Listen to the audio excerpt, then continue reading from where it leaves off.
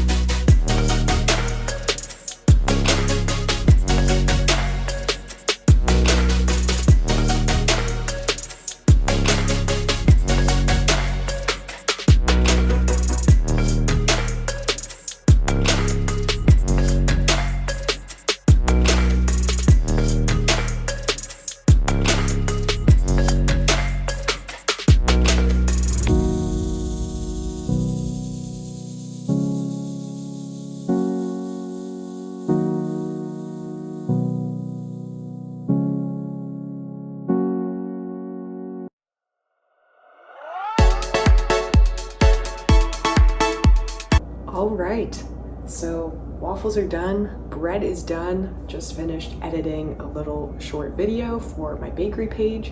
I wanted to show how I make bread and kind of share that recipe there. So that's done. Got the waffles in the freezer, and then I think just for the Twix bars, I'll cut them a little bit later this afternoon and do the dipping.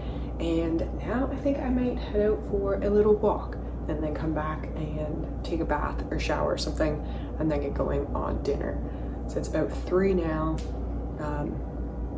Yeah, so making good time, enjoying the day, and that's what matters. That's what I'm trying to come back to, because I think I put a lot of expectations on myself to like just be busy all the time, but that's not realistic. So trying to come back to my goals and where I actually want to move forward, and I'm focusing on that. So checking in with the priorities. But I digress. If you've made it this far, thank you so much for watching. This is probably the last I will chat on here, but I'll show you the rest of how I dip the Twix bars and getting out for a walk and that stuff. So thank you so much for sticking around, and I will see you next Sunday.